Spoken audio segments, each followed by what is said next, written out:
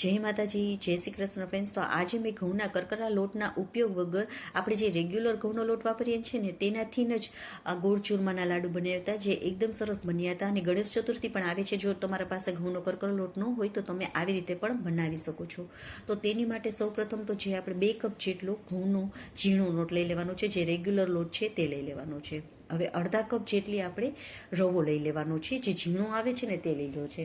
અને 4 ચમચી જેટલો મેં અહીંયા ચણાનો લોટ નાખેલો છે.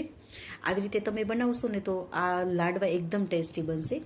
હવે ચપટી જેટલું મેં અહીંયા મીઠું નાખેલું છે. આ ટોટલી ઓપ્શનલ છે, તમે આને સ્કીપ પણ કરી શકો છો. હવે બધાને આપણે મિક્સ કરી લેવાનું છે.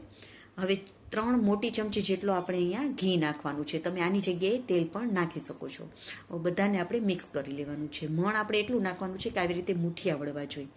આવી રીતે હળવા હાથે તમે કરશો ને તો આવી રીતે મુઠિયા વળવા જોઈએ. જો તમારે મુઠિયા ના વળતો હોય તો 1 ચમચી જેટલું ઘી અથવા તેલ વધારે પણ નાખી શકો છો. હવે પાણીને આપણે નવસેકું કરી લેવાનું છે અને તેનાથી આપણે લોટ બાંધવાનો છે. આપણો લોટ આપણે આવી રીતે કઠણ લોટ બાંધવાનો છે, ઢીલો નથી બાંધવાનો. હવે તમારે સાઈડમાં ઘી અથવા તેલ તમારે ગમે તેમાં તળવા હોય ને મુઠિયા, તે ગરમ કરવા મૂકી દેવાનું અને થોડો નાનો લુવો લેવાનો અને આવી રીતે તેને મુઠિયા વાળી લેવાના છે. 4 આપણે આંગળી હોય ને તેને આવી રીતે પ્રેસ કરી લેવાની છે. તો આવી રીતે તમારે બધા મુઠિયાને વાળી લેવાના, જેથી કરીને તે અંદર સુધી એકદમ સરસ એવા તળાઈ જશે. તેલ ગરમ થઈ જાય એટલે ગેસની ફ્લેમને આપણે ધીમી કરી મીડિયમ કરી લેવાની છે, ધીમેથી મીડિયમ કરી લેવાની. અને જેટલા મુઠિયા તમારા તવીમાં આવે ને તેટલા આપણે નાખી દેવાના છે. અને મીડિયમ ફ્લેમ ઉપર જ આપણે આ મુઠિયાને તળવાના, ગોલ્ડન કલર થાય ને ત્યાં સુધી તળવાના. મીડિયમ ફ્લેમ ઉપર તળશો ને તો અંદર સુધી તે એકદમ સરસ એવા ચડી જશે, તળાઈ જશે. તો આવી રીતે આપણે બધા મુઠિયાને તળી લેવાના છે. તો થોડા હવે આપણા મુઠિયા ઠંડા થઈ જાય ને થોડાક, એટલે આવી રીતે નાના નાના તેના કટકા કરી લેવાના છે. આવી રીતે બધાના નાના નાના કટકા કરી લેવાના અને પંખા નીચે રાખી દેવાના, જેથી કરીને તે ફટાફટ ઠરી જાય. ઠરી જાય પછી આપણે એક મિક્સર જારમાં જેટલું સમય તેટલું આપણે આ કટકાને નાખી દેવાના અને તેનો આવી રીતે કરકરો લોટ કરી લેવાનો છે. તો બધાનો આવી રીતે આપણે કરકરો લોટ કરીને રાખી દેવાનો છે. હવે તેમાં મેં અહીંયા એલચીને ખાંડી લીધી છે. 1 ચમચી જેટલી એલચીનો પાવડર નાખી દેવાનો છે અને થોડું જાયફળને આવી રીતે આપણે ખમણીને નાખી દઈશું. તો ફટાફટ આપણું આ જાયફળ થઈ જશે. તો 1 ચમચી જેટલું આપણે જાયફળ નાખવાનું, બધાને આપણે મિક્સ કરી લેવાનું છે. હવે એક તવીમાં મેં અહીંયા 4 ચમચી જેટલી, 4 મોટી ચમચી જેટલું આપણે ઘીને ગરમ કરવાનું છે. પછી આપણે જો જરૂર લાગશે ને તો વધારે આપણે ઘી ગરમ કરીને નાખી દઈશું.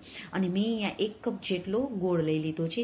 આપણે માપ જ લઈ લેવાનું. 2 કપ તમે ઘઉંનો લોટ લ્યો ને તો એની સામે તમારે 1 કપ જેટલો ગોળ લેવાનો. હવે ગોળ આપણો ઓગળીને ત્યાં સુધી જ આપણે તેને ગરમ કરવાનો છે. બહુ વધારે આપણે પાયો નથી લઈ આવવાનો. ગોળ ઓગળી જાય ત્યાં સુધી આપણે ગરમ કરી લેવાનો છે.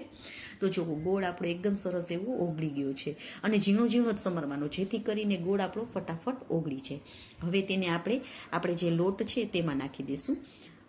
અને અત્યારના થોડું ગરમ છે એટલે આપણે પહેલાં ચમચી વડે જ તેને મિક્સ કરી લઈશું પહેલાં.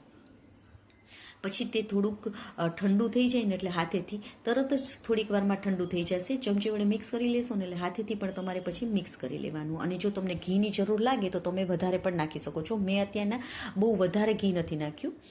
તો જો આવી રીતે આપણે નાના નાના લાડવાને પછી વાળી લેવાના છે અને તેમાં આપણે ઉપરથી ખસખસને આવી રીતે લગાડી દઈશું.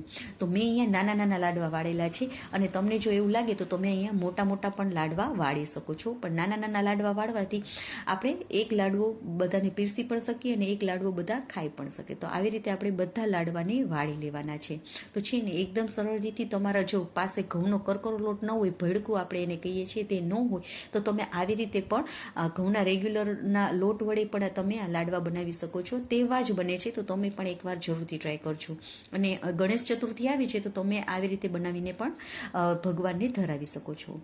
ઓકે ફ્રેન્ડ્સ, અને જો તમને મારી રેસીપી ગમી હોય તો લાઈક કરજો. અને ત્યાં સુધી આવી જ નવી નવી રેસીપી સાથે ફરી મળીશું. ત્યાં સુધી બાય બાય, જય માતાજી.